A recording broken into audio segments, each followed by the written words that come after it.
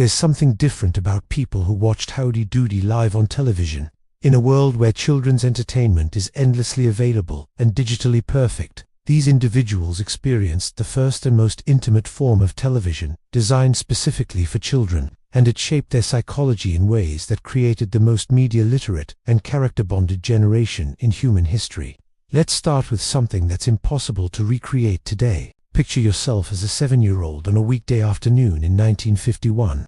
It's 5:30, and you rush home from playing outside because you know that in exactly 10 minutes, Buffalo Bob Smith will appear on your family's television screen and say those magic words, "Hey kids, what time is it?" And you, along with millions of other children across America, will shout back at your television set, "It's Howdy Doody time." This wasn't just about watching a puppet show. This was your introduction to the idea that television could be made specifically for you, that entertainment could speak directly to you, not just to adults.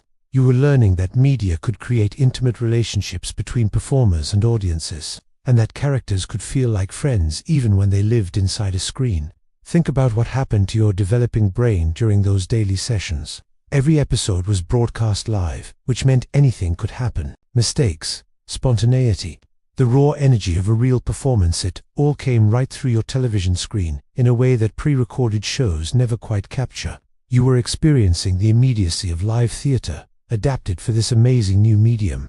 This created what media psychologists call live broadcast intimacy. Unlike modern kids who watch edited, perfected programming, you witnessed real people performing in real time. Buffalo Bob wasn't just reading a script. He was talking directly to you, asking you questions, and treating you like you were actually there in his television studio. When he asked, "What time is it?" he would pause, as if he could actually hear your answer shouting back from your living room.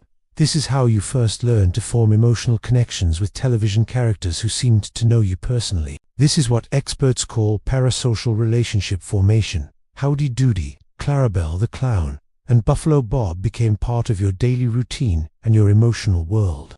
But here's what made the experience so profound. The show included a live studio audience of children called the Peanut Gallery.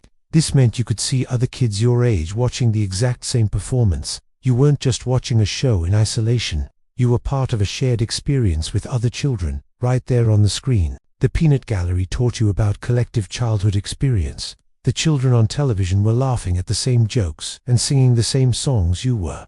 You learned that television could create a community, connecting kids who were physically separated but emotionally linked through a shared ritual. Social media researchers now call this mediated community psychology. You intuitively understood that technology could connect you to others with shared interests, that entertainment could create social bonds, and that watching TV could be a form of cultural participation, not just a solitary activity.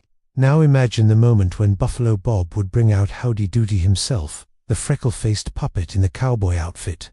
Howdy wasn't just a character. He was a friend who remembered past events and had ongoing relationships with other characters. His life seemed to continue even between episodes. You learned to invest emotionally in character development and ongoing storylines, which built sophisticated narrative thinking. Howdy's adventures weren't just single episodes. They were chapters in a continuing story you followed day after day, building relationships and caring about the outcome.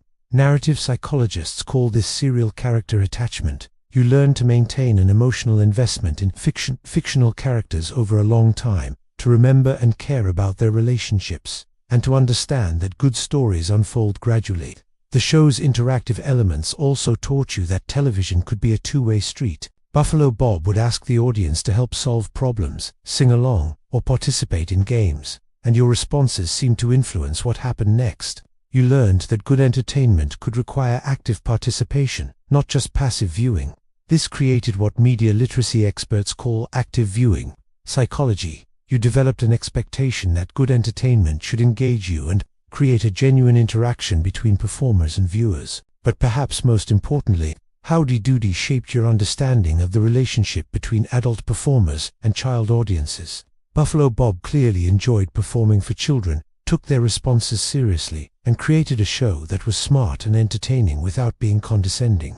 You learned that adults could create high-quality entertainment for children without talking down to them, treating young audiences as capable of understanding humor, following complex stories, and appreciating good craftsmanship. Educational psychologists call this respectful adult-child media relationship psychology. You learned to expect that media for kids could be intelligent and engaging, and that adults who understood children could create entertainment that was both fun and good for your development. The daily appointment-based nature of the show also taught you about scheduling, routine, and anticipation. 5:30 was Howdy Doody time. You had to organize your afternoon to be home and ready for the show. You learned that some pleasures are enhanced by regularity, that building your day around things you enjoy creates structure, and that waiting for something can increase the excitement.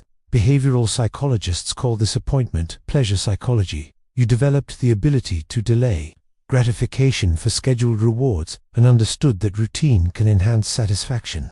The Howdy Doody experience also introduced you to commercial television. The show had commercials and product placements integrated into the content.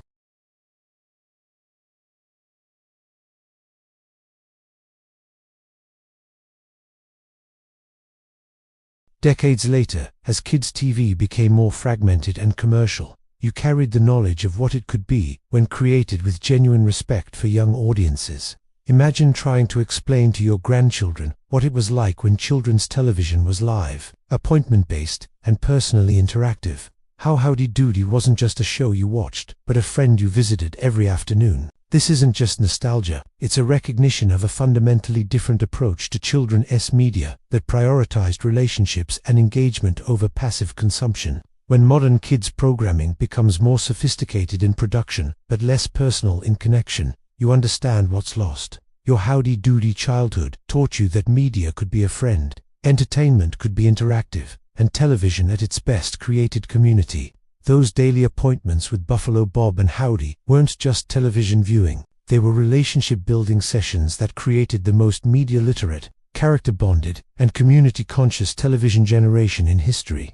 Drop a comment and share your Howdy Doody memory. Do you remember shouting, "It's Howdy Doody time" at your television? Who were your favorite characters? And if this resonated with you, hit like and subscribe, because we dive deep into the psychology that explains how your unique television experiences shaped the remarkable person you are today. See you next time.